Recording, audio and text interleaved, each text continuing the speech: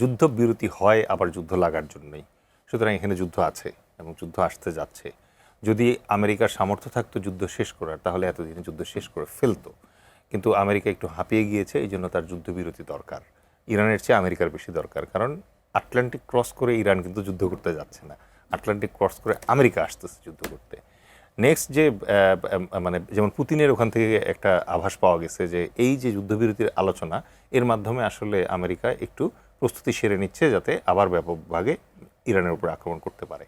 কিন্তু এই জায়গাটায় ইরানের যে প্রস্তুতি আছে, এই প্রস্তুতিটা মানে ইরানের অবস্থা বেশ বিপর্যস্ত। বাট তারপরেও তার যেহেতু অস্তিত্বের সংকট, সুতরাং যুদ্ধ করা ছাড়া তার কোনো বিকল্প নেই। আমরা জনতা দলের পক্ষ থেকে রিসেন্টলি ওদের রাষ্ট্রদূত বাংলাদেশে যিনি আছেন তার সাথে আলোচনায় বসেছিলাম, এবং তারা যেটা বলছে যে এখনও প্রায় 9 লাখ 10 লাখের মতো রিজার্ভ তাদের আছে, যারা দেশের স্বাধীনতা সার্বভৌমত্বের জন্য জীবন দিতে পারে। তো ইরান আসলে একটা শাহাদাত প্রিয় জাতি। যেমন ধরেন এই যে শহীদ আয়াতুল্লাহ আলী খামেনি মারা গেলেন, তারপর লারিজানি মারা গেলেন, তারপরে তাদের নিরাপত্তা প্রধান মারা গেলেন। এতে কিন্তু তারা আরও একতাবদ্ধ হয়েছে, এবং তারা যখন এর আগে ট্রাম্প হুমকি দিল, তখন তাদের কেপিআইগুলো রক্ষা করার জন্য তারা মানব ঢাল তৈরি করেছিল। সুতরাং নেক্সট যুদ্ধটাতে অবশ্যই মানে প্রেশার আরও বাড়বে।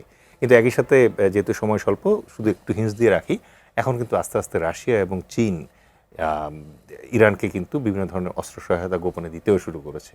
চীন অলরেডি আমেরিকাকে বলেছে যে আমরা কাকে সহায়তা দেই না দেই, এটা it's none of your business.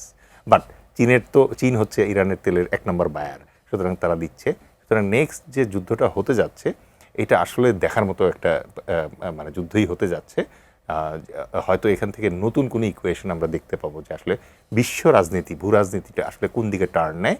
শুধু লাস্ট একটা কথা বলবো, যেটা আপনি প্রফেসর পারভেজকে জিজ্ঞেস করেছিলেন। ইয়েস, অফকোর্স, মেবি আমেরিকার একক আধিপত্যের দিন শেষ হতে শুরু